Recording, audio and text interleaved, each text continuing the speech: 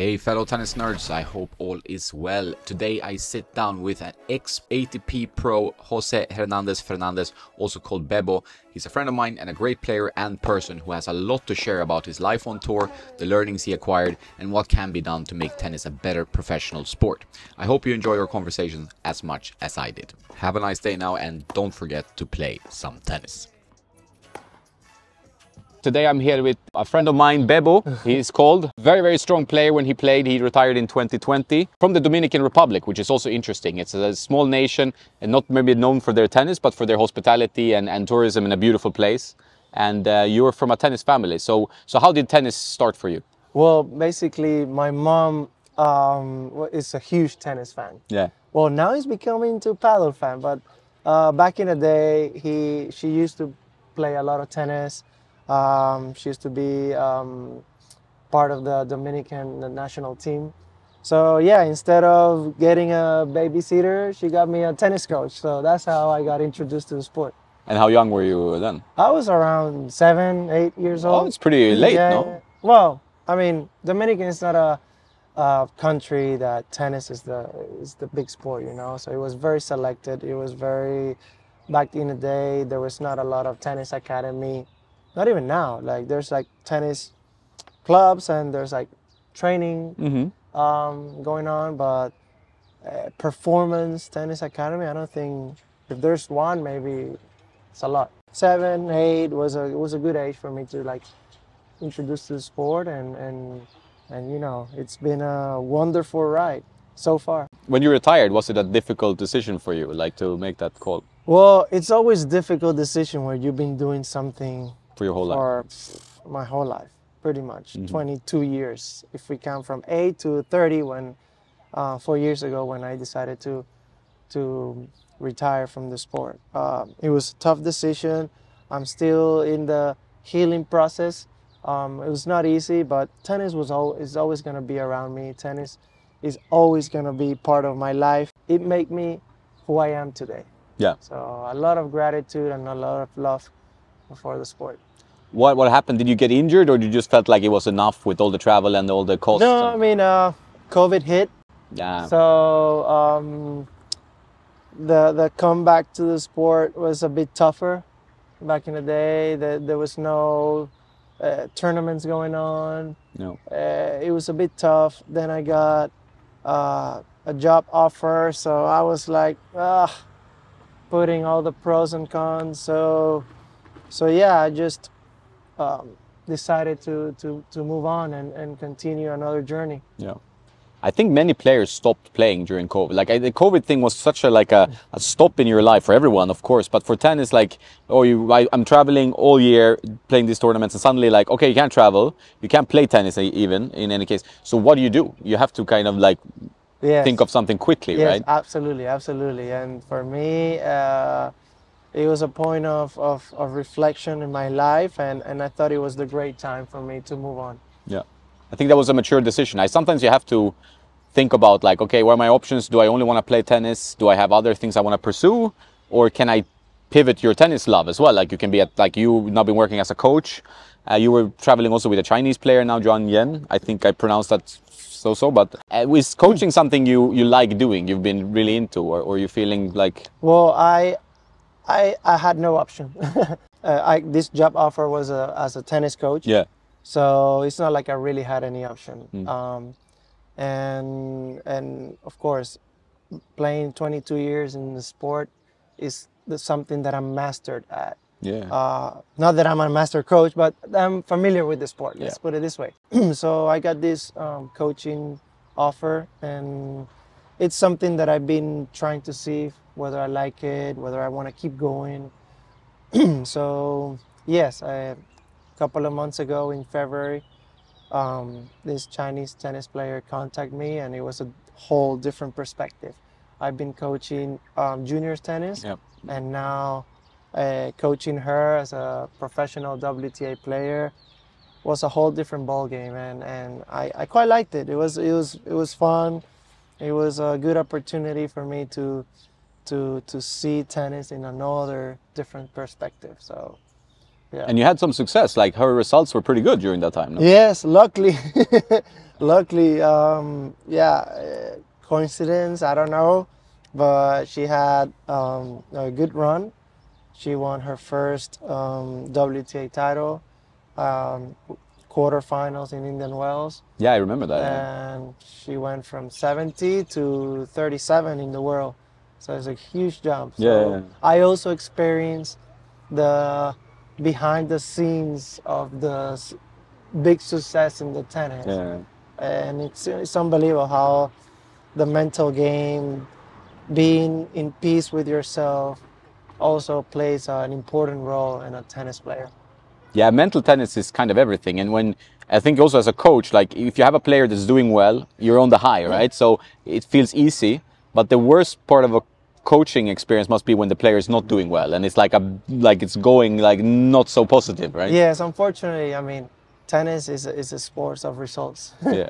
And well, any other sport, but here is individual. Yeah. So, yes, it was a lot of success, and you are in the high, you feel good. But when things are not doing great, is when the relationship gets stronger or breaks up. Yeah. You know. So fortunately, I did 3 weeks, and that's it. And there was very good weeks. So, but yeah, I know that that's not reality. It was something that I enjoy the moment. I enjoy the present moment, and took the best of it. Would you feel like that gave you more inspiration to do more coaching, like on that kind of level where you're actually traveling around on the ATP or WTA? Yes, absolutely. I would love to keep that option open, especially on the mental part of the tennis player. The mental health, it's something very people don't talk a lot No. about it, and giving the emotional support, giving the player someone they can trust, someone that is outside, taking care of the human side rather than the tennis player per se, you know. It's something that, and also at the same time, keep developing the game, of course. Yeah, This yeah. is the main important thing, but also giving that player that support, that mental support, it is, I think, is something that you don't get to see a lot in the professional tennis. So it's something that I would consider to do in the future.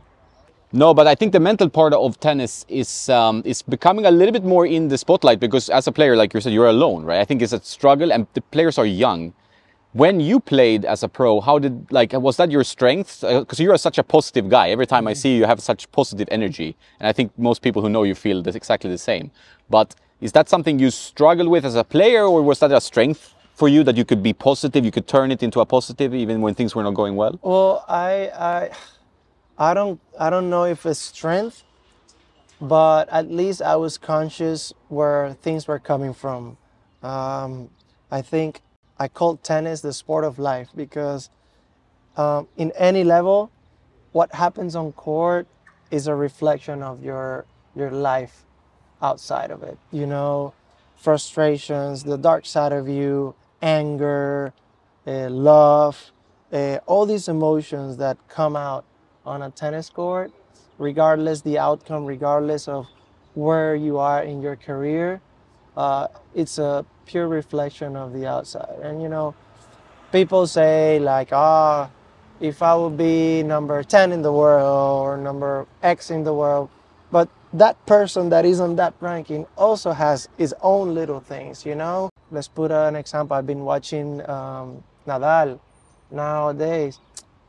He's retiring and he had unreal career, but you know, watching him playing, it's amazing how he still loves the game. He's still struggling to find the best version of himself, and I bet he has his own little demons. And you said, oh, if I would be Nadal, I would be relaxed, but he's not relaxed. He's fighting his own little world, and every person in every stage of the ranking, regardless the money, the title, and everything, is battling their own demons that tennis makes it flourish. Let's put it this way.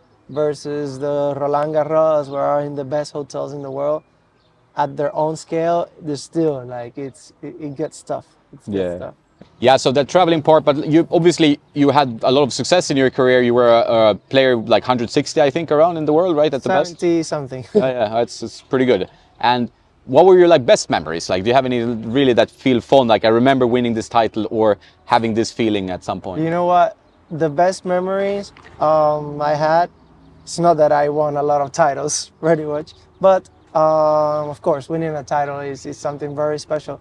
But the best memories I have is all the friends, all the people that I made on tour. Traveling and getting to know culture, people. You know, when you need a hand and a complete stranger give you a hand, these kind of memories, they're gonna last with me for my whole life. And this is what I treasure the most about the sport, and what I'm gonna keep with me for the rest of my life. That's a great way of seeing it. And I think one of the things you said earlier was like tennis is like a reflection of life. What is going on in your life, where you are in your life, but it's also like a life lesson, right? Like you have so much you're learning from a young age, traveling and meeting all these different types of people from different conditions, and it teaches you things. And do you think like tennis players mature faster because of that? Yes, you have to. You have to mature faster. I mean, imagine I moved by myself when I was 15 years old, you know, like nowadays a 15-year-old kid cannot go to the store by itself, you know.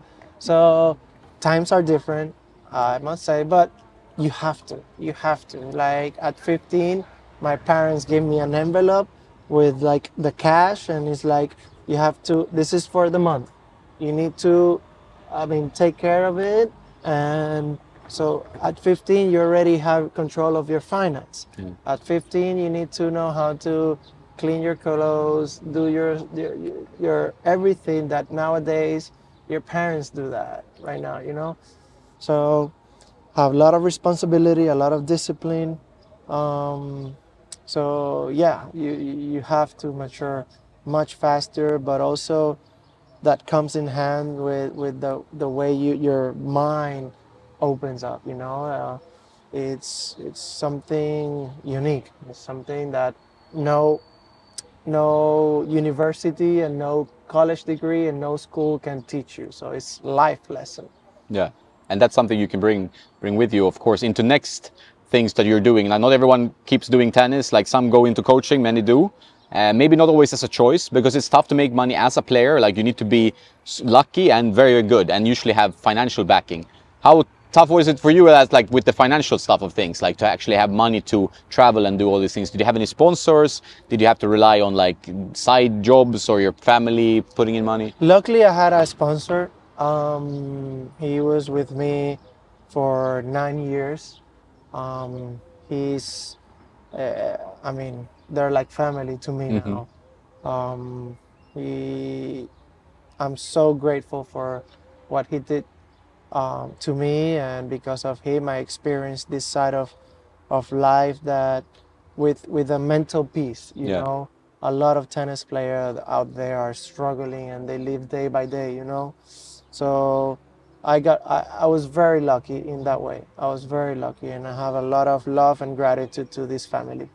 Yeah, it's important, and that shows also your character, that you're like, I really treasure that and are grateful for that opportunity, because it's like there are several YouTube channels like with pros.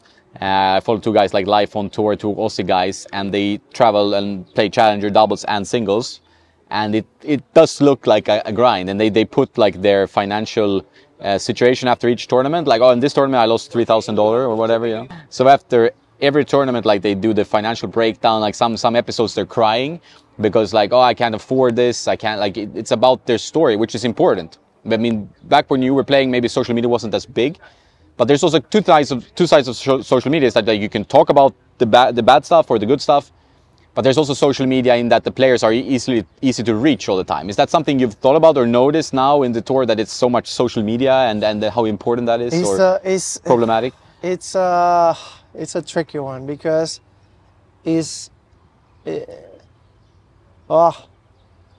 right now it gives you access to expose yourself. Yeah. And this can be very good because you have more exposure to people, therefore you can get more sponsors. But at the same time, if I feel like every time you play a match, you get judged by anyone, by someone that has not even picked up a racket, you know, and they send you this trash message that say, "Oh, you're so bad." Well, I'm putting it in a very nice way, but yeah, they the sometimes message, like death threats and the stuff like this. message Yeah. that I've got, I'm like, how come you have the time to go on social media, write about a paragraph, and send it? Like what kind of person these guys are? And it's like a lot of messages, a lot of messages. It's like, if you win, you're the king, and if you lose, you're a threat. You get exactly death threats. Like, how bad is this that you lose a match and they want to kill you because you lose a tennis match? So it's a very fine line. It's a very fine line. I think the top guys, they don't see social media. Someone is managing their side of it, so Yeah. they don't see a lot of stuff. But someone that cannot afford a manager, that has to be his own manager, they see the love messages where there are very few, and they see the hate one, the bad ones that makes you say like, what the hell is going on, you know? Yeah. So yeah, this can be tricky. And that's one thing also, like when in social media in general, like running a YouTube channel, you see you get 4,000 positive comments, and then you get one negative one, or very negative one, and then you're like, that's what sticks to your head. It's not all the positive ones you go around like, oh, I'm, you know, it's like, it's the negative ones that stick with you. And like you said, access is different. And I noticed that, like when I travel in tournaments like ATP, WTA, players are on their phones a lot, right? Like, so that's also a distraction always, you know, instead of like just reading a book or focusing on something, the phone is always there, and it's easy to see messages. It's easy to be distracted from your practice or from like where you need to go as a player. It must be tough in that sense. Yeah, absolutely. Well, phones are everywhere in our society, period, you know. But yes, I mean, it depends how you use it, how you control that. And, you know, I have some friends that they don't give a damn about social media. That's you great. know? That's so great.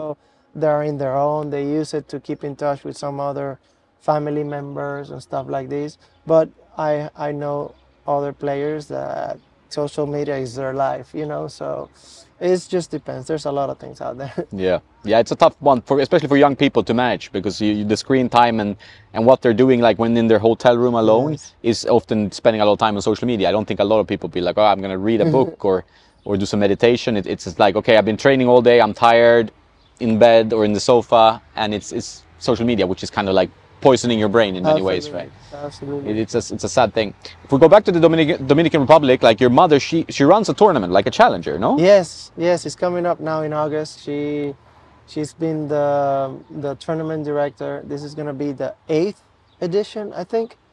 Yeah, it's the biggest challenger in South America. Oh wow! Yeah. Congrats, that's amazing, right? Yes, it's 125K. It started as a future tournament because she wanted me to play some futures back home. Yeah. And now, now it's the 8th edition, and it's one of the most important tournaments there. Amazing. Does it make people in Dominican Republic want to play tennis? Like, it's growing the sport a little bit, because if you have such a strong tournament. Yes, absolutely. And we had our best Dominican player, Victor Estrella. He made a lot of impact, a positive impact in the tennis world in the Dominican Republic as well. So he always won Quito like 3 times or something. Yes, exactly. Yeah. So he always what he did was amazing, and I think people in the Dominican Republic felt like he was Federer. Yeah, So of course. He made a huge impact. Like a local hero. Yeah. Yes, absolutely. Do you ever go back to the challenger? Or is it possible for you to go back and see it, or help your mother? Yes, I've been a couple of times. I think this year I cannot, but I think starting from next year I will work for the challengers. Oh, nice. And I'll be there. Yes. That's great. Yeah, so if you can go, and if you go planning a trip to the Dominican Republic, check the calendar. I think it would be nice if you tennis nerds want to watch it, because it's a beautiful place to go. You can contact me, I can be your host. Yeah, oh, that's even better. You get Bebo as a host. No, but it's so important in a country, and like if I can speak from the experience coming from Sweden, where tennis is on at its lowest point now, probably in history maybe, but at least in modern history as I remember it, because we have so many good players. We still have the tournaments. I'm going to Båstad, the ATP 250 in a few weeks, but it's like there are no players. Paddle is growing, nothing wrong with paddle, but it's like it's just tennis is not doing so well. It's so important to have a player or a hero and a tournament. Like you see Italy, like there's so many tournaments, so many players. Everything is just a positive thing after one another because you do the work, you know, you put in the effort and the money into the sport. Oh, but what Italy has done, it's a long-term project. Yeah. They've been doing it for a lot of years, you know.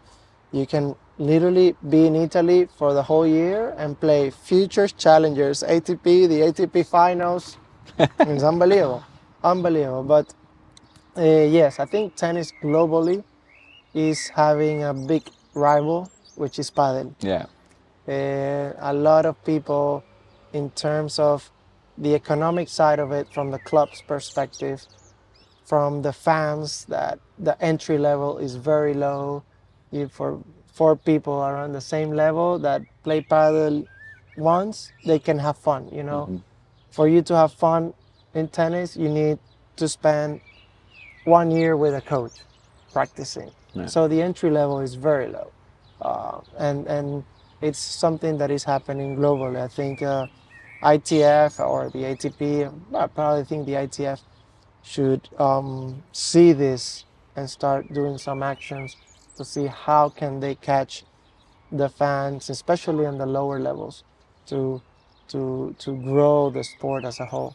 Yeah, I think like the problem in tennis, as you said, is that it's so tough to get into decent strokes because it's a difficult sport. Like it's such a big court, but there are obviously ways you can adjust, like with softer balls for the beginners and have programs and have tournaments. So it feels like tennis sometimes is a little bit of an elitist mindset. It's like with tennis we do it like Wimbledon style, like we do it with the way we always done it. We don't want any regular people just playing tennis. Like it's almost like there's a barrier, right? Yeah, absolutely. But also, for example, I took my player to some of the juniors tournament, you know, and of what I see about juniors is the experience as a whole. What parents see is results, but you know, results and money. So going to a tournament, spending air ticket for you and your coach, hotels, you know, all the necessary expenses that you need to go to a tournament. For your kid to go and lose first round and then go back home, it's not. As a parent, you say like, what the hell? I spent like $2,000-3,000 and my son just play one match, and that's it. So I did a ITF course a couple of years ago, and I told them like, you should focus on making like round robins to the juniors. Try to them to socialize on court. Try to them to have an experience when they go to tournaments. Especially nowadays that the young generation, they are with instant gratitude. They lose, they feel like shit. They win, they feel like hero. But if you give them like an experience, round robin, you play we guarantee you 3 matches per tournament. We guarantee you that you're gonna meet a lot of players, social events in the juniors environment, networking at young age.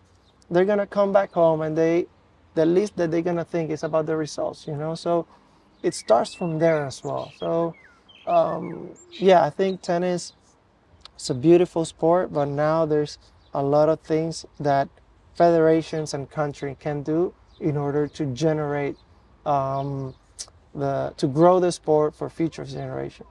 Yeah, that's a structural problem that could be relatively easily solved. Like you said, like tennis is so focused on the model of like you play a tournament, it's a knockout stage, you lose one match, you're out, right? That's it. Like it's very expensive. You have to travel usually. It's never easy to stay in one place unless you go to Tunisia, play 3 futures in a row. But it's like that, and that's a system that is not so sustainable. Like it's better if you can collect like tournaments in one country, one area, one region. so players can come there and they can play for weeks and weeks. And the round robin, I think, is a great format. Like that's a much better format. You can start on the junior level. You can have some even on pro level. I think UTR, I think, are doing already this, like some more the UTR pro circuit. They're doing some round robins because it's so weird that you travel to a tournament, you lose 11-9 in match tiebreak, let's say, and then you go home or you go somewhere else. Like, come on, like you play 3 matches, you know, play 4 matches. It's just like a waste of everyone's time. It's bad for the environment with all the travel. It's bad for mental health, I think, because if you lose one round, you only have a, like you said, it's a very smart way you put it. It's like you learn so much more. They don't think so much about the results because maybe they had 1 win, they had 2 losses. They met a lot of people. They learned something. They had also time to work on their game, right? Like, so you have more time for practices in between. Yeah, absolutely, absolutely. I mean, I remember my times in juniors. First of all, the tournaments offered housing. Yeah. So they contact the family of a kid that is playing the tournament locally, and they set you up with this family. That experience itself, nowadays, one of my best friends are those who I met when I was 13, 14 years old, staying at their house, you know? So you lose in first round, but I was still in the house of this kid, knowing their family. They will take me to family dinners. They do some fun stuff with me. So this is what I treasure, and I look back and I said, wow, amazing experience, amazing experience. And nowadays, you don't see anything. You don't see none of that, none of that. It's just go business, go away. And it's sad. Yeah, the experience of playing is just so isolated to the performance. And I think also socializing in tennis can be, like I see it when you go to pro tournaments as well. Like everybody has their own, if they have the money for it, like their own team, and they're just spending time with that team. They're not spending time with other players as much because you're competitors, and some coaches even tell them like, don't spend time with these people because they're your enemy now, you know, for this tournament. And it's not the way to do it. Like it should be more of a social, like this is not only about like money, and it's about like raising people to be good individuals. Absolutely. Right? And making it a fun experience for everyone. So I think there's a step there that we can correct. I absolutely agree with that. I absolutely agree. I hope in the near future we can see more of that change. Yeah, 100%. So what do you see now? Like we've talked before about your future. Like you have coaching, you want to be a DJ, you want to be a barista. What do you feel like? What is like calling you? And I want to do so many stuff. It's like I don't have the time, I feel. I don't know, it's just I feel like I spend so much time in this sport that I couldn't do other things, you know. So now that I have the time, I'm exploring out there, and like I love music, and I'm going to Ibiza for 2 weeks for a DJ course. Oh, nice. That'll be fun. Is that in the summer or? Yes. And then you know, I did a barista course in Madrid. I love coffee. I love wine. I did the WSET course for sommelier. Oh yeah? So there's 4 levels. I did 1 and 2. So, you know, I'm, you know... Exploring life. Exploring life, living life. Living life to the fullest. Do you feel like you have that strong, I mean, that's in your spirit and in your soul, knowing you, like, but do you feel like tennis exposed you to so much of the world that you feel like, oh, there's so many things that I could do that I did not have time to do because I was always practicing, match practicing? Like I said, tennis opens your mind, opens the world inside you, and then you have this picture in your head, and it's like, wow, there's so much out there that to explore and to live, and compared to those people who always stayed in their own little community, their own little town, you know, yeah, that's just what happening to me. Yeah, it's interesting with sports because a lot of people like, okay, tennis, you know, gave me so much, I want to give back to tennis. So that's why a lot of people stay in tennis and want to do something, which is a beautiful way of kind of giving back. Whatever you're doing, really, like it doesn't have to be something like coaching or serious, but like just giving some light back to the world. Absolutely, right? Yeah. Absolutely. Thanks a lot, Bebo. It's getting hot now. We're going to start sweating, so we probably need to cut it. This guy is a legend, and if you're in Dominican Republic, make sure you go and watch the tennis or just enjoy your life there. Thanks, amigo. Gracias. Thank you so much. Thank you. Have a nice day now, guys, and don't forget to play some tennis.